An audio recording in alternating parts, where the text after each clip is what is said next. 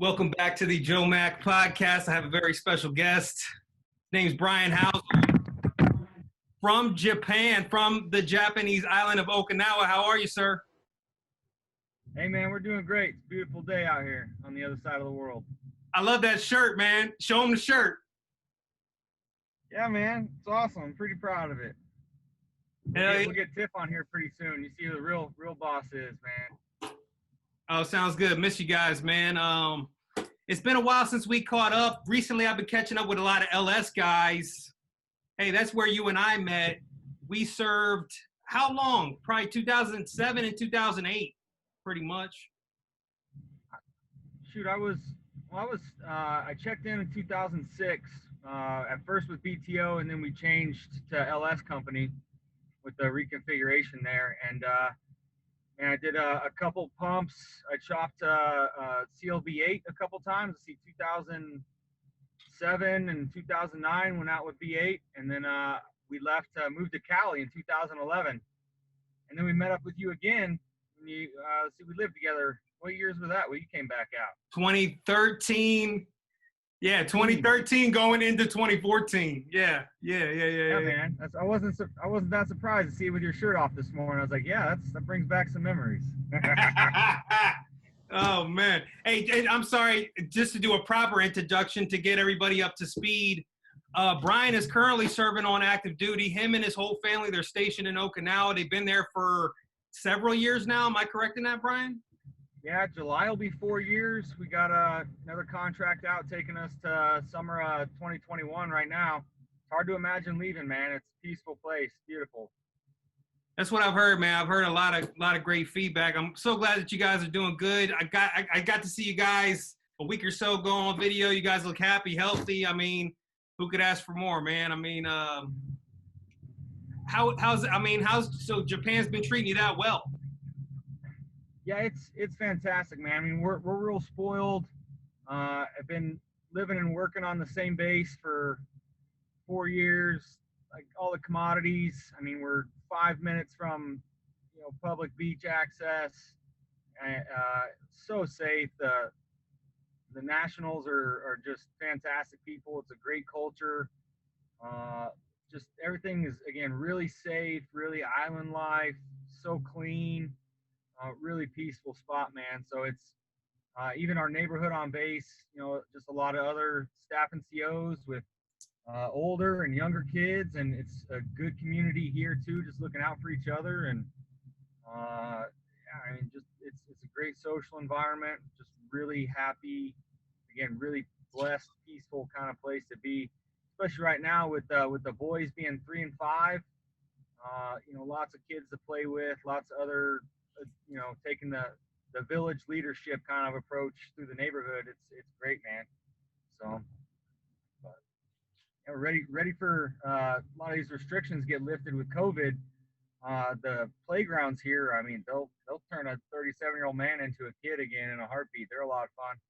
But getting those open back up, a lot of the other public beaches, some of the other resorts, yeah, man, get into the summer, be awesome.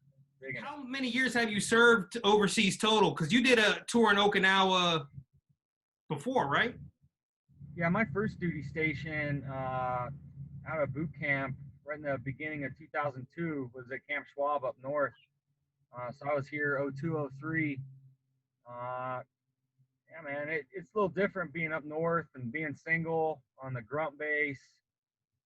Definitely didn't appreciate it at the time, man. So, I got out in 2005, right when I met Tiff, and took about 6 months, and was like, man, Tiff, let's get back in the Marine Corps. Let's go to Japan, travel the world together, finish school, all this stuff. And so she was on board. I don't think I got halfway through my pitch, and she was like, hell yeah.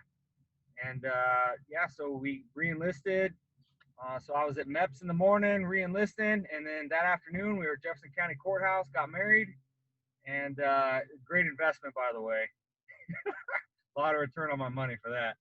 And yeah, man, the monitor cut us orders to Camp Lejeune and said it's pretty much the same. It's by the water. So yeah, so it took us until yeah, I mean, shoot, we left Lejeune, like I said, at 11, went to Cali, and then came out here in the summer of 16. And it's phenomenal, man. So it's been a blessing. It's been a great place for our marriage. Bryson's grown up great, knows a little bit of Japanese. Wyatt was born here, so that's all I know, man. It's awesome. That's really great, man. Thank you for sharing that, Bryan. And your current rank is Master Sergeant, is that right? Yeah, I'm a master sergeant. Yeah. Yeah, I mean, got out of that after gunny. We lose the red patches for the landing support stuff and become logistics chiefs. So the past 3 years, I've had this blessed privilege to be a battalion operations chief. I've had a couple great commanders and a lot of other good peers to work with, grow a lot, and done a lot of operational, tactical level logistics stuff. So, I mean, some real unique opportunities. We took the battalion from Okinawa to 29 Palms and did an ITX. So that was a different experience. I mean, really deploying and trying to get to the other side of the world and get in the fight. It was good. Had a big 2,000 man MAGTF out there. So we actually went with our direct support infantry regiment, and we really grew the battalion to a real logistics element for the MAGTF. It was pretty rad deal. And so I mean, really being one of the senior logistics enlisted guys for sure. We crossed the 2 infantry battalions, the infantry regiment, the aviation element. So there was a lot we got pulled into with a lot of synchronization that we did across for that opportunity, especially coming off the island. So that was a pretty rad gig. So a lot of stuff. So moving on this summer though, gonna go get a cushy G shop job. I mean, a new challenging job in the G shop, and so be good. thank you for sharing that. So, I mean, that sounds pretty demanding. It sounds like it's pretty big responsibility. I mean, how do you handle all that and a family? I mean, what advice do you have for the guys that are, that are coming up in this organization? Well, it took a lot of time. And like I said, I first met Tiff and we got married and jumped back into the fleet, and I checked into LS as a sergeant, and had a full platoon of monsters like Joe Mack, and actually a Strata that he had on the other day. It was different at the time being young and trying to build a new marriage at that time. So we're looking back, we're talking 14 years ago on the progression is, just trying to find ourselves out at the same time. We were young in our 20s. I'm trying to get reestablished in my career. She's trying to make a career. She had her degree already. So trying to get established in Jacksonville. So, trying to do that and like build a relationship, buy a house, deal with family, deployments were coming at the cyclic. So it was tough to kind of put a lot of family stuff and relation stuff first for a while. But I think once we got to Cali after a couple years, and then getting resettled in that and getting into the staff and CO realm is a different kind of monster. So a new challenge there. But, we had Bryson 2014. It was really kind of an eye opener as to like where priorities were and how to balance that. So how do you do it, man? You got to make decisions, and you got to know that, you're going to be a Marine for the rest of your life, no matter what. And it's very demanding work for sure, but you gotta make those decisions and prioritize. And do you want to be a husband and a father for the rest of your life too? And how you're going to do that. And you start reading and understanding some things as to how to build priorities, understanding what values are, still being able to have your work ethic and your productivity. I mean, the good Lord tells us to do our work like as if we're doing it for Him. And so, and especially the obligation that we have for the Corps, it's a lot, and that family has to understand that at the same time. And Tiff's been extremely supportive. I mean, she's given up her career, some of her, what she thought were her life goals at the time, to come out here and support this opportunity for us. And really, it's been, for a lot of families in a lot of ways, it's really challenging to be far away from home and not to have Chick-fil-A and Chipotle, but we make the best out of it because again, it's so great for our family and great community and living and working so close. Like I can jump home and cover down with the boys for an hour while Tiff has an appointment. Even take PT in early and letting her catch some gym time. It's just a good balance. It's just making the effort to be balanced and to really serve your family and not so much have them as like we serve the core. It's just finding ways to make sure that you are putting in that effort to them because making them feel appreciated. So it takes a conscious effort, and I think we see a lot of guys that succeed are very conscious in how they make that balance. And unfortunately, I think some of the guys and or service members that struggle at it, it is a relationship that both parts would have to get into, and they have to serve and prioritize just the same. So I mean, Well, let's talk about that. I mean, you came. So I mean, you had the rare experience of leaving, EASing essentially, and then coming back in. How was that? Take us to that point. I mean, coming back in, what was your expectations and what was where was your so you went right to LS Company at this point? yeah, I did. That's why I mean I did 2 months at the RS waiting on orders and the movers and all that stuff back in Denver. And so I checked in with the BTO, and that's still that had all these other weird Alpha Company and Bravo Company and trying to find my way there. And then jumping in, well, the other thing was I was a lap mover. My first MOS was an ammo tech, which was yeah, it was different, man. But when I got back in, man, I had a gunny that was a prior red patcher. He's a 91 in the 4 when I was at Combat Assault Battalion. And I just remember like being on the port and seeing those fucking asshole red patchers just throwing the football, hanging out on the beach, having a good time. And we're miserable, like washing trucks and hanging out and working parties. So when I got back in, I had that gunny Brian Brown. Doodoo Brown for some of those old guys. And I was like, hey, when I get back in, I'm not doing this ammo shit. I want to be one of those fucking red patchers, man. I want that job. And they're like, yeah, no problem. Here you go. So sent me out. So when I checked in, I lost 13 months time and grade as a sergeant. So when I checked in, I was a sergeant, new to the MOS, and there's sergeants that have come back from a couple tours in Iraq at that point. This is 2006. So 3 years after this, guys with cars and Purple Hearts and awards with bees, we're talking, a lot of those old cats, man. So they even had a different environment, even with their experience in the LS community. They were sitting on top of trucks with guns driving through Iraq. And that was an interesting thing to balance and experience, and then still try to educate the new guys coming through the schoolhouse and get them in line with the platoon and get out and accomplish some of the garrison missions. And then, like I said, in 2007, Gunny Brandt from the schoolhouse, he chopped into the company, and we took CLB-8 to Iraq or to Fallujah in 2007. But I had really blessed with a lot of the good guys that we had. We had Quinlan and even Spillers and Nutting and Leonard, Kyle Todd Leonard, and Tommy Boy Grooms, and just a list of all those cats, man. Montag's a chief warrant officer now. Castile still out there somewhere, his big ogre ass. Disappointed to see Estrada in his beard already. That cat was awesome.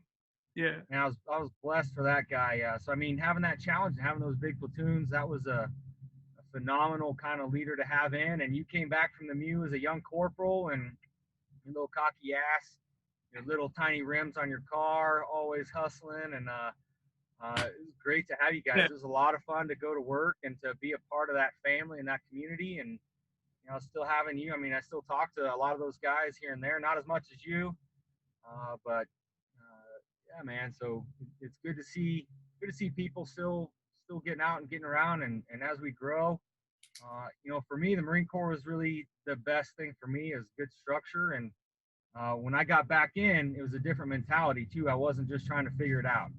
I knew getting back in that I was like taking care of myself. I had a plan, I had an agenda. I was going to do my best, develop skills, and actually get good leadership traits out of it. I knew coming back in as a sergeant, I was going to become, get promoted to be a staff NCO. I was going to get more job credibility, leadership, managerial credibility, and then the experience I got just fed into it. And the Marines around there too, like again, like you guys, holding me accountable to growing and actually being the leader, to developing those skills and traits, and that's really why I'm still here, is because of those younger guys that built that and supported and fed that, really set that foundational block to, what are we at now?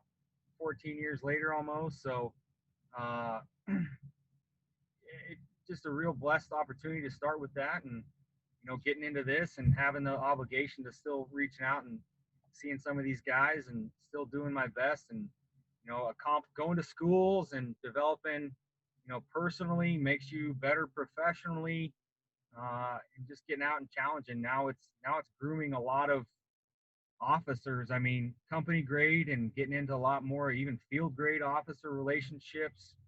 The last two battalion commanders I've had have been awesome, professional partnerships. Really is to, being the operations chief to them, uh, and advising them, on the command levels of some of the decisions that we make is, it's been really rewarding. It's hard to imagine moving on from this opportunity, and the amount of responsibility that I have here, is it's gonna be interesting moving on to something that I just can't imagine anything else as demanding or at this level of responsibility. So it's exciting. So Tiff's excited. Hopefully, be home more. And I mean, you shared so much. I mean, you kind of took us, you gave us a little snapshot of, your story essentially. I mean, like you said, you were coming back with a specific plan. You knew what you wanted to do. You knew how you wanted to do it essentially. And you kind of created what you wanted to happen essentially. It sounds like. yeah, man, I think it's tough. I think Rubio was talking about the other day. Man, I was giving him shit for being a talker, uh, taking over the interviews. But yeah, it's, I think your first term, like he was saying, man, you're just trying to get through it, and just trying to get through chow, just trying to figure it out. Where do you sit? Doing what you're supposed to do and what you're told to do, and that's one of those harder transitions I think into getting an NCO now. Is that like, you have to pave your own way a little bit, and it's a bigger responsibility for leaders to instill that idea into the younger guys, that you have to be more aware of your progression and of your responsibility to develop, and not just sitting in the classroom or in the platoon office waiting to be told what to do and how to develop yourself. It's going to college. It's reading books, man. Uh, it's getting to schools. It's doing those challenging stuff. It's the stuff that I didn't have to do because of deployments with corporal's course and sergeant's course. But really, that set me back in a lot of ways. Is that I didn't have that curriculum based education, that I had to figure it out on my own. So came real familiar with the FITFO acronym, and a lot of behind the scenes having to read and educate myself and get caught up. But knowing that and having that drive to get caught up, and then going to the different schools, going to opportunities to get better progression. I was a staff sergeant when I went to the old 0491 Chiefs course before that went away, and that's been revamped since then. But just getting out and doing that, going to career course aggressively, and not trying to be the honor grad, but to be the, perceive the information as best and get it applied, and then taking it back. And there's a list of other schools to go to that we shy away from now, and those LS guys, they need to, that are hopefully watching this now, they need to get into that intermediate landing support school.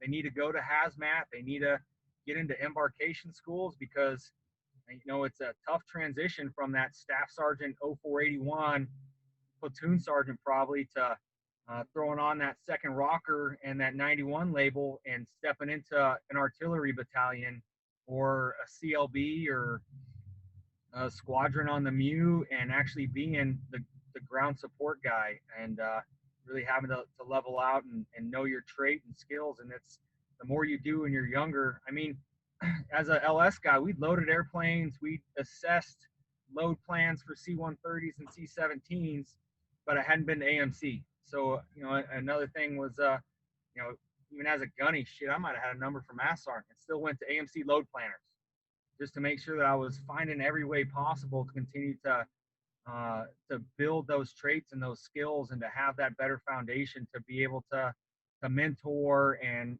just to hold a good reality of expectations from when we get talking, into some of these planning assignments that we get in operational kind of events. So. Yeah, Bryan, again, I mean, it sounds like a tremendous responsibility. I mean, it really takes a squared away guy to really negotiate that. I mean, what other things do you attribute to your success? I mean, and then kind of a two-part question, what else do you attribute to your success, and what are your fondest memory of those days in landing support company? The best part of those days in landing support companies, man, I don't know if we want that shit to go live. Yeah, well, well, you said you remember the troops coming up and the young NCOs at the time. Sounds like you have fond memory of those experiences. Yeah, man, I think another part that I kind of get passionate about now and understanding more is as you hear the kind of catchphrase that the Marine Corps are using of values-based leadership, and they're expecting leaders to teach values-based instruction and development to our subordinates. But what we lack is that the leaders and the individuals have to know what their values are to begin with. If I put 100 values on the wall with 100 people in the room and told them to pick 10 values, you're going to get 100 different variations of those values that they prioritize to do it. And even of those 10, if there's 2 of them that pick the same values, they're going to be prioritized differently in those 10. But understanding that, I had a great dad and a great family. Like my uncles are some of my biggest fans. My grandma loves me more than anybody else in the world. And so that was a lot of pride I took initially coming into this. Being a 4th generation Marine, and again, getting back in the second time was having the responsibility now of Tiffany and everything that she'd already accomplished and what she was sacrificing to support me to do that, compelled me a lot, set my values that, I have a lot of responsibility to do my best. And coming back, out of the ammo tech community when I was just a dude, not really a part of a big team, or especially in a lot of instruction that I gave, being a martial arts instructor and a PMI for that, but not being really in that leadership kind of pinnacle position. So when I dropped into LS company and they're like, hey, here's a platoon of 60 guys, good luck. But like I said, I was blessed with the guys coming out of school. Like I think Quinlan, Rip, we had Nutting, then the Barnetts and the Leonards and that whole crew from really the Fallujah kind of party in 07.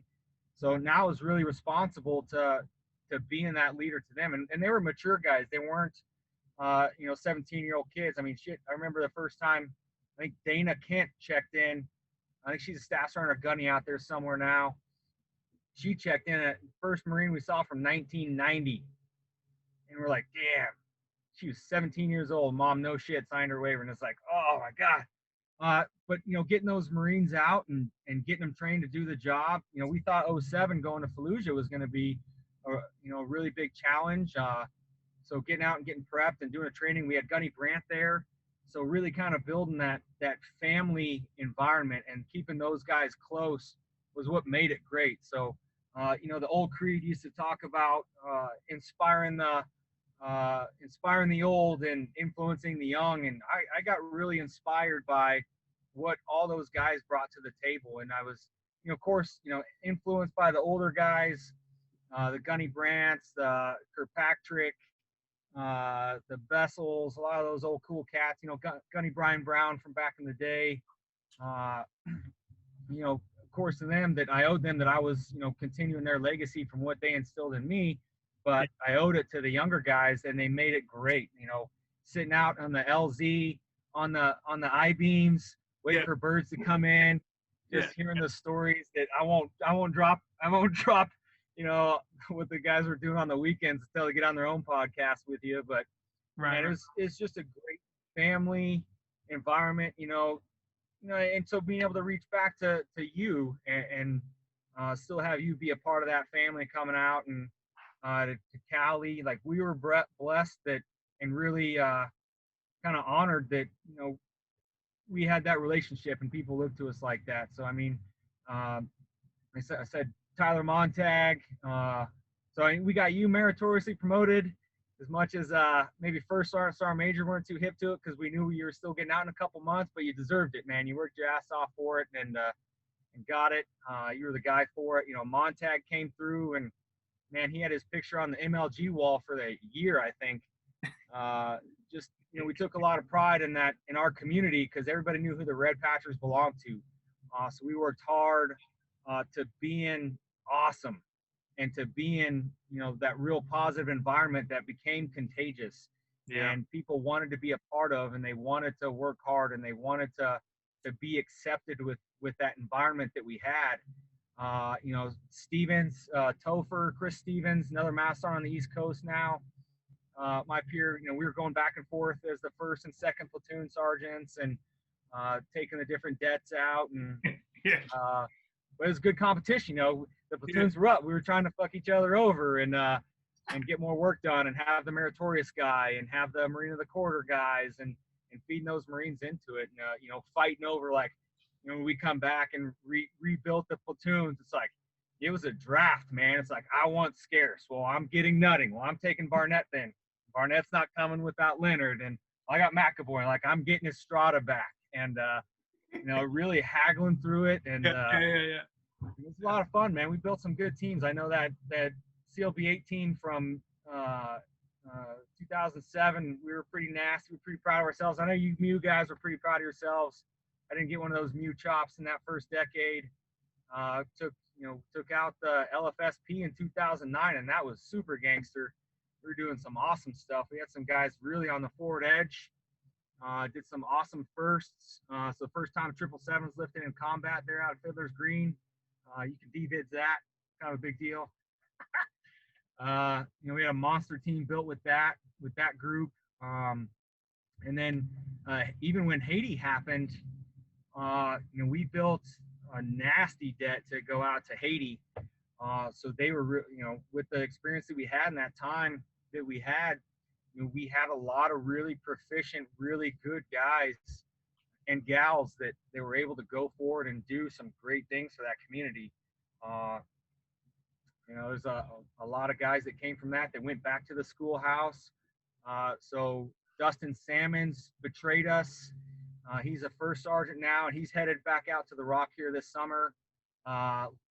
Lex Whitcomb's a master sergeant down at MLG out here, leaving this summer. That dude's a beast, man.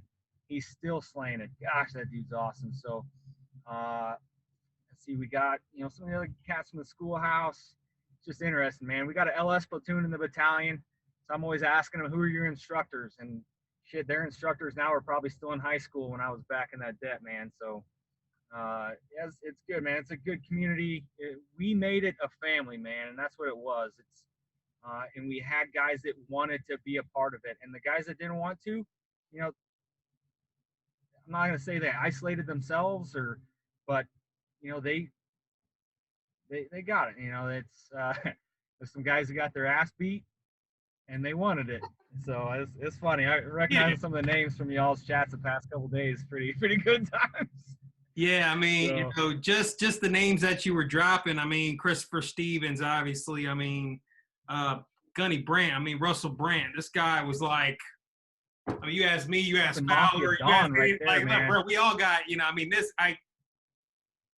Russell Brandt, sir, if you watch, Mr. Brandt, if you're watching this, please contact me directly. Would love to have you on.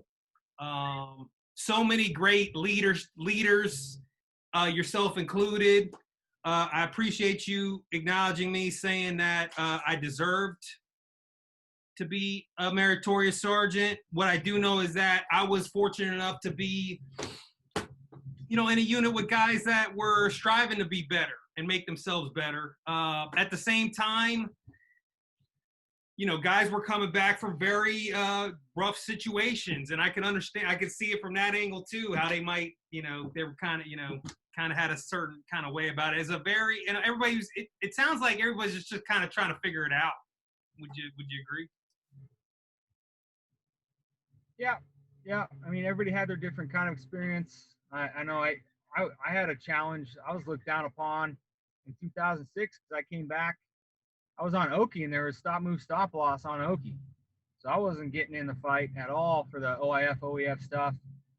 So I got stop lost out here, pulled chocks, went to the East Coast expecting to go to MWSS, and got sent to the air station permanent personnel to the range. Man, I was pricing kayaks trying to get across to get out there and get into it. But so in 2006, man, I come in, proud of myself, a healthy guy, and guys like, "Where's your car? Where's your campaign medal?" And it was like, "Oh fuck, man, I just got here. Like, I'll get," and it was like, I got to see service. Right. It's like not happening. So having to overcome that for some of those guys. There's some good stories for that. Maybe call Tiff out for that. Maybe some of the other guys, get John Rip on here, tell him about some fun nights out in town. Tiffer beating the shit out of some guys. So yeah, I mean, good. You were one of them guys. I mean, you became the leader that you looked up to. I mean, you're one of them guys that looked up to, took the right pages out of the right books from the right guys and used those pages to build your story. And I think that there's I could get on the line with a handful of guys that would attest to that for sure. And, and I also want to go back to, because I should have started out with this, because you mentioned 4 generations of service. How much did that play a role into you making the decision the first go around to join the Marines, if it even did? I mean, how was that decision made for you? So funny story, not funny story, but so I played junior college baseball for a year in Southern Colorado. So I'm going back to my sophomore year, looking at like a lot of improvement coming in. Had a sick pop time, pro average from glove to glove, from plate to second base, a little more mature. So yeah, I'm supposed to go back for my second year and hoping to stand out a little bit and maybe move up to some level of D-ball. But man, it just got to the end of the summer, and I was talking to my dad, and I was like, I just did not make enough money this year. I didn't get some of the other SA scholarship stuff that I was hoping for, just to have some more support, because I still had a truck payment or insurance, gas, and just wanting to be 19 years old and be able to go have a good time, to go to a movie, and just have the gas to drive 4 or 5 hours back home and still be able to go to, I just didn't make enough money this summer. And I'm not looking, I got pitchers and catchers in like 3 weeks reporting already. Man, it's exhausting getting into this. And so my dad's like, hey, I knew he was a Marine, late 70s, early 80s. Did his active time, a couple years in the reserves, but never pushed it on us. Always thought it was cool, and we were, proud of him for that. I remember when Desert Storm, Desert Shield kicked off, he was trying to get back in to go get some ass for that. So still proud of him, still always a part of him. But so he's like, hey, why don't you go talk to the reserves, but go talk to all the branches. I was like, yeah, no, I don't see that, because you still have that, that aura about the Marine Corps. Like, nah, if I'm going to do it, I'm not going to go to any other branch. I'm going to talk to the Marines. Well, when I went to the station, the Marine wasn't in. So the Army guy was like, hey, yeah, I'll take a message for you. And so, yeah, he's like, yeah, just, you can take this test and we'll pass it to the Marines. Like, oh, dude, you can do whatever you want. You can drive this big ass truck for us. And, oh, what do you want to do? And like, yeah, so they took me to Chow and tell me all this cool shit about the Army. And I was like, oh, this is actually, the military is actually pretty cool, man. And you're going to give me all this money? I could be a helicopter pilot? I was like, awesome. So I went home, because I was gone for hours with these guys. My mom was like, oh, how was it? And I was like, oh, the Marine wasn't there. I talked to the Army guys. And she's like, what? I was like, yeah, it was awesome. Like I had all these pamphlets and stickers and shit, all that swag they give you. Total sucker. Mom was like, hey, just make sure you go back, do what your dad said, go talk to everybody. I was like, all right. So waited a couple days, went back. Marine recruiter was in. I walk in, and I thought this dude was no shit, cowboy from Full Metal Jacket, Texas boy. He was a grunt accent. And I was like, you that guy from that movie? And he's like, no, not at all. I'm like, yeah, you are. I was like, you just playing it off? And he's like, no. And so yeah, man, it's just a different approach. He's like, all right, so I know you talked to the Army the other day, so why are you in my office? And I was like, well, I would have talked about being in the Marines. He's like, why? And it's like all of a sudden it's like you gotta sit up in your chair a little bit. I'm like, oh well, what do you mean why? Like, aren't you like, what do you got for me? And he's like, well, what do you got for me? Like like, what makes you think you can be a Marine? And it's like, what? Now it's like on me to like, I gotta earn this. Yeah. Yeah, talked to him and got through, and it honestly came down to jumping out of airplanes full time. And he's like, yeah, but you got to go active duty if you want to do that. And it was be air delivery. And it was like, all right, so it's like, August something, and it's like 2001. Pitchers and catchers are checking in for a couple weeks. I was like, yeah, I'm gonna do that, and it's free college, and they got an all Marine baseball team, so I'll just pick up with that, and we'll be good. It's like, yeah, cool, man, whatever you want. So sign that active duty contract, and then so I was expecting to like go to MEPS, active duty, do that little swearing deal, and go to boot camp. Yeah. So I was like, this is how I'm getting out of. All right, go to boot camp. And they're like, yeah. You're gonna go to school or your boot camp date's February. Oh, because the other thing was, I was gonna go to Parris Island because my dad went to Parris Island. Even being out of Colorado, I was gonna go to Parris Island where my dad went, and so it was like February, and I was like, February? It's like that's a whole semester of school, and I got a summer job, and summer's over. Like I gotta find a job. Like, oh man, this sucks. Get me out of here. Like this is terrible. And so, but they also trying to line it up with your school date for to be air delivery and jump school and all that stuff. Like this sucks. Well, when 9/11 happened a month later, guys started dropping out of the debt pretty easily. And so I got a call on like a Friday night, and the recruiter's like, hey, you still want to punch out? And I was like, hell yes, get me out of here. So I left for boot camp Monday in October, and wrote it out through there, man. So so once I depped in though, like once I went Marine Corps and I was going active duty, came home, mom's like, how was it? And I was like, hey, yeah, I'm gonna do active duty though. Like I'm going full time for this. And she's like, that's great. She's like, your dad wasn't gonna tell you, but you're gonna be a 4th generation Marine.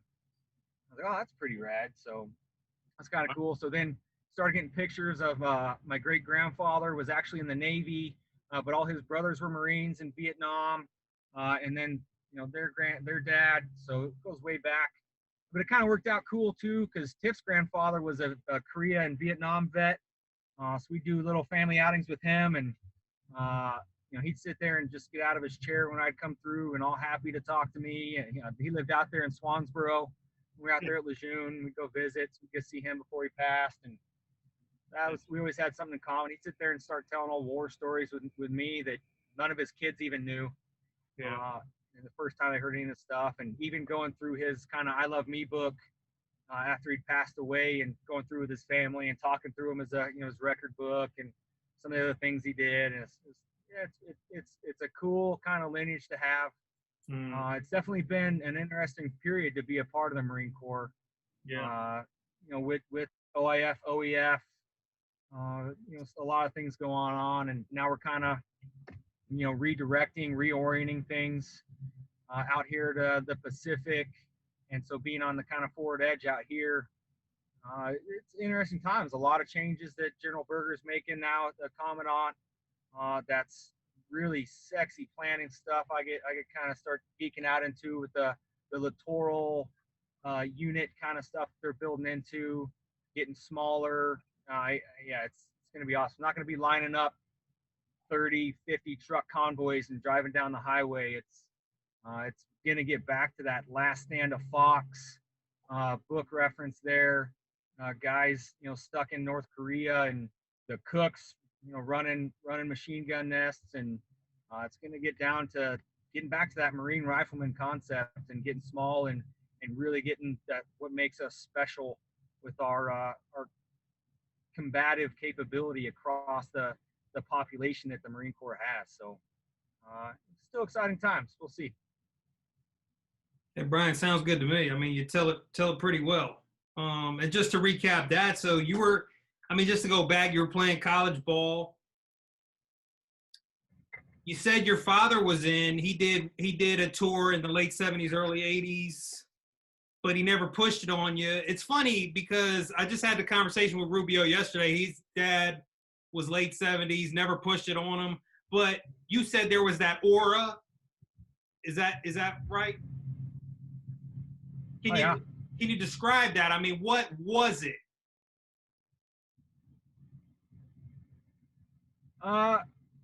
It's different now. Like, still getting goosebumps thinking about, or just kind of feeling it and what it means, to be a United States Marine. And for me personally, the time that I've served through and the Marines that I've served with and the legacy that we all have. I mean, I don't think when you're younger, you check in like, this is going to be my legacy. I'm going to be 40 years old talking to my kids about the Marine Corps.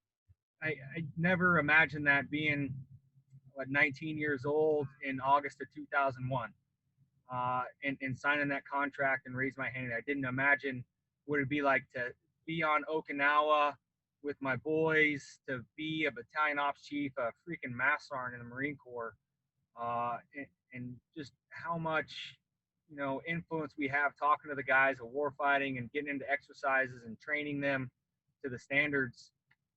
It's it's different for me than I feel compared to, I think, what our entire society in America and across the world, what they feel, in their emotions when they hear, a United States Marine or the United States Marine Corps, and how that triggers to them. I mean, your dad's a vet too, golfing buddies with prior commandants and stuff. But I think it means something a little bit different now to us, to even that it means to TIFF being a part of this lifestyle than it means to our neighbors when we're back home, who are like, oh, service members, cool, and calling Marine soldiers. But it's there is that standard of why part of why the Marine Corps exists is because people want it, because they believe in it, because it does have that aura about it as the being just historical, so legendary, just by by the name, and living legends in our own sense. So to explain it any more than that, I think it's just really something in everybody's heart and emotion, whether they're part of the Marine Corps family or just a part of the world and the image of when they see that United States Marine, and what that means. I mean, there's ROC Marines that are great, great counterparts. We do a lot with them out here. The British Royal Marines, with our lineage there, there's still just something that means something different when you talk about United States Marines. Yes. You can see the flag on, going up in Tripoli off the coast of Libya, early 1800s, to, what it was, and, the guys landing, Utah and Normandy, everything through the Pacific in World War II, all the great history that we have, the Bella Wood, of course, Ewo's awesome, Fallujah, Phantom Fury that we get in our generation. I mean, even seeing those guys in those cookie dough camis, Desert Storm out there in Saudi, there's a different image of the Marine that comes out there. And, you put those camis and that Eagle of an Anchor, or that, high collar or the dress blues on anybody, and it resonates with people.